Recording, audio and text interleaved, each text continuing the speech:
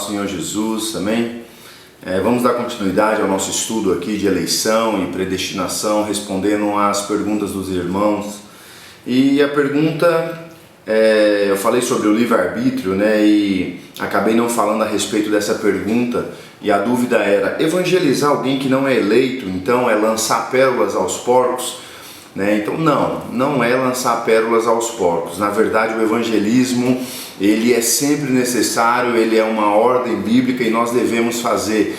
Então, quando nós nos ligamos a doutrinas, normalmente nós ficamos cheios de regras, de métodos, Então a doutrina, ela faz isso com o homem, Por isso que ela já é criada, para doutrinar. Só que às vezes o exagero ou a má interpretação vai fazer com que alguns irmãos venham agir de maneira inadequada, Um exemplo é isso aqui. Digamos que eu aprendi sobre doutrina da eleição, predestinação, então algumas pessoas eu sei que foram eleitas e predestinadas, e então agora eu não vou evangelizar porque eu posso estar lançando pérolas aos porcos, Vou estar falando de Jesus para uma pessoa, só que ela não é eleita. Então esse é o pensamento da pessoa que fez essa pergunta aqui. Na verdade não tem nada a ver. Quando Jesus escreve esse texto de lançar pérolas aos porcos, ele está falando justamente ali para fariseus. E o que é lançar pérolas aos porcos? É você contar as suas preciosidades para alguém que não tem a mesma fé que você, para alguém que não acredita da mesma maneira, Naquele caso ali, Jesus ele estava falando as boas novas do Evangelho, combatendo a lei, a justiça própria, o fazer por conta própria. E nós sabemos que os fariseus, o que eles mais gostavam é isso. Por isso que eles odiavam a Cristo, porque eles mostrava essa capa de santidade, de religiosidade. É por isso que quando nós falamos a respeito da graça para algumas pessoas, elas combatem. Por quê? Porque são fariseus, Elas se acham boas o bastante, elas se acham santas o suficiente, e jamais ela pode ser comparada a um pobre miserável pecador. Isso quando a pessoa já tem um lugar de destaque, na igreja, é um pastor, é um líder, é alguém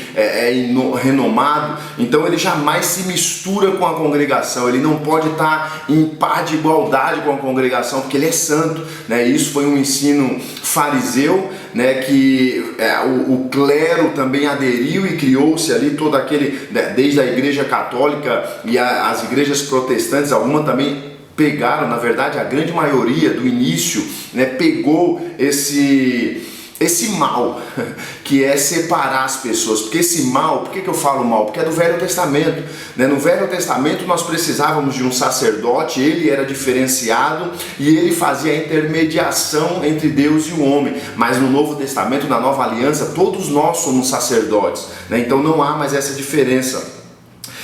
E Jesus ele está combatendo isso. Ele fala, não fala as suas preciosidades, não lance pérolas a porcos, a pessoas que se acham boas o suficiente, mas não são, ou a pessoas que vão matar os seus sonhos. Um exemplo, você acredita em Cristo ou na graça de Jesus, e você está lançando as suas pérolas para uma pessoa que ela crê em Deus, mas ela crê muito mais na sua justiça própria, na sua maneira de realização, no seu poder. E você fala, não, eu creio que Deus vai fazer através de mim. E certamente ela vai jogar um balde de água fria no seu pensamento. Por quê? Porque ela não crê da mesma maneira que você. Mas não cabe a eleição. Por que não cabe a eleição? Porque eu não sei quem é eleito. Eu não sei quem foi eleito. Você olha para o seu vizinho e você sabe, poxa, aquele foi eleito. Aí você olha para o taxista e você fala, não, esse taxista não foi eleito. Por quê? Porque ele está ouvindo sei lá o que, algo que não é de Deus. Então, isso é uma grande maturidade acreditar dessa forma. Nós não sabemos. Por isso que Jesus fala o quê? Ide por todo mundo. Ele fala, ide aos eleitos e pregai o evangelho, ide aos escolhidos e fale do meu amor, ide aos predestinados. Não, Jesus fala, ide por todo mundo, fale a toda criatura. O ser humano, o seu vizinho, o taxista é criatura? Então ele deve ser evangelizado. Eu tenho que falar do amor de Deus para ele. Ele só vai se tornar um porco na visão de Jesus É quando ele já é cristão, é quando ele já é crente, só que é fariseu. Então o porco aqui não é o ímpio, não é aquele que não conhece Jesus, o porco é o crente, né? Que crente que é esse? É aquele crente que se acha baseado na sua justiça própria, que não crê na graça do Senhor Jesus Cristo. Então esse é porco. Vou te dar um exemplo de porco dentro da igreja, misericórdia. Mas você recebe uma palavra profética sobre a sua vida. Tem gente que não acredita nem em palavra profética. O que eu vou falar desse aí? São céticos, né? São pessoas que desacreditaram de tudo, são extremamente metódicos e eu nem sei o que elas seguem. Sinceramente, não sei o que passa na cabeça dela, mas existe profecia. O profeta, ele introduz o reino, né? Então nós temos que continuar profetizando para que o reino de Cristo se estabeleça. O profeta Samuel introduziu Davi, o profeta João Batista introduziu o rei Jesus, e nós somos também os profetas que vamos introduzir o reino de Deus, o reino de Cristo nessa terra. Mas voltando para cá, não sei porque eu falei de profeta aqui. Você recebe uma palavra, né? E a palavra é que, não sei, você vai ter um filho, ou você vai prosperar muito, a sua empresa vai crescer, você é um empresário. Olha que bênção. Se você não é, diga eu sou, eu recebo. Mas você é um empresário, né? E aí uma pessoa fala, olha, Deus está falando que você vai romper muito, que você vai prosperar muito, e aí você vai contar isso para um porco dentro da igreja. E aí quando você conta para o porco dentro da igreja, o que ele vai fazer? Ele vai runir, né? Não sei nem como é que o porco faz, mas ele vai gritar lá, e ele vai falar, que isso, para com essa bobagem, que você vai prosperar, crescer, que nada, né? Nesse tempo de crise, com a situação como é que está, como é que esse homem está falando de crescer? É porque ele queria te agradar, ele não tinha nada para falar, então ele falou isso sobre a sua vida. Então isso é um porco dentro da igreja. Amém? Então, continuando, né, a respeito das perguntas aqui, mais uma, né, até ligada a esse lançar pérolas aos porcos. Entra aqui também, estou evangelizando meu irmão, ele pode ser eleito ao inferno? Né? Então aqui também tem uma dúvida que as pessoas têm em seu coração: evangelizar minha família, né? Eu falo do meu amor eu falo do amor de Deus para minha família, né? Como é que eu sei se a minha família é eleita ou não? Então aqui nós temos uma base bíblica, né, para crer na eleição dos nossos, né? E como que é essa base bíblica? A base bíblica que eu tiro é que Josué declarou isso no Velho Testamento e Paulo confirmou isso no Novo Testamento. Então, ou seja, é algo escrito no Velho e confirmado no Novo. Aquele versículo tão poderoso que diz: eu e a minha casa. Josué estava lá no Velho Testamento, né, e ele no meio da congregação falando ao povo, e ele falou: eu não sei quanto a vocês, mas eu e a minha casa vamos servir ao Senhor.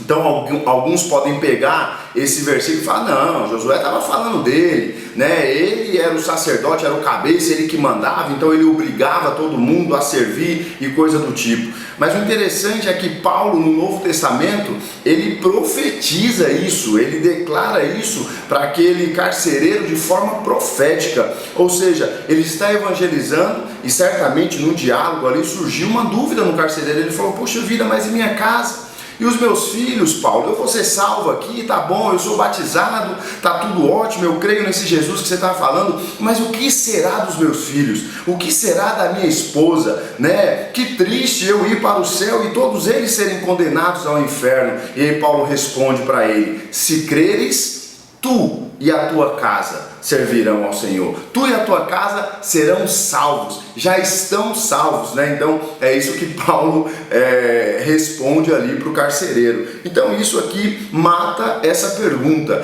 Nós temos esse direito de cobrar do Senhor a salvação da nossa casa. E lembrando que casa, queridos, é a sua casa. Então, se você é filho, né? Filho, ele tem como casa pai, mãe e irmãos, né? Então esse é o filho. A partir do momento que ele casou, pai e irmãos não é mais casa dele, né? Então você vai falar: puxa, eu casei meu irmão, né? Então por isso que agora é hora de você ser irmão ainda, e seu irmão não é convertido, é hora de você, antes de casar, proclamar o reino do Senhor. Né? Eu estou falando dessa forma, mas é claro que se você como filho, o tempo que esteve como filho, requereu esse direito do Senhor, creia que Ele te dará, né, o seu irmão, a sua família, a sua mãe. Mas eu estou falando dessa diferença porque a Bíblia faz, né? A Bíblia diz, desde o início, a primeira menção, né, ele fala lá para Adão e para Eva: a partir de agora o homem deixará a sua casa. Nem existia casa ali ainda, mas Deus já está estabelecendo um padrão. O homem vai deixar a sua casa, vai se juntar à sua mulher e ali eles vão ser um. Ou seja, ali começa uma nova família, começa uma nova casa. Quando Deus chama Abraão, como que ele fala? Ele fala: Abraão, saia da sua casa e do meio da tua parentela. Ou seja, existe diferença entre casa e parentela. Casa são os meus. Eu casei, é minha esposa e meus filhos. Eu sou solteiro, eu sou filho, é os meus pais e meu irmão. Eu sou agora, né,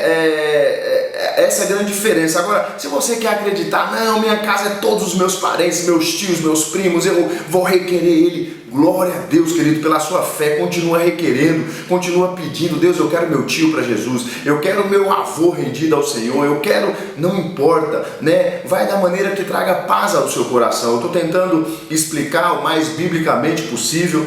Quero dizer que eu também posso estar errado em alguma coisa, eu não sou perfeito em tudo que eu falo, não sei tudo, né? Longe de mim saber todas as coisas, mas esse é o meu pensamento, né? Então, se você é irmã, está evangelizando seu irmão, continue, fale do amor dele, porque ele é sua casa, ele faz parte da sua parentela. Essa é a oportunidade, porque quando você casar, né, a sua casa vai ser o seu marido. Então você é esposa, seu marido ainda não é convertido, tem uma palavra para você, pregue o evangelho. Paulo ainda diz: através das suas atitudes, mulher, o seu marido vai se converter, e através da sua posição em Cristo, ele vai olhar e vai falar: eu quero esse negócio para a minha vida também. Amém, queridos? No próximo vídeo eu continuo respondendo mais perguntas, e aí eu vou entrar agora em uns temas bem polêmicos para a gente concluir esse assunto. Deus abençoe a sua vida, fique na paz do Senhor Jesus.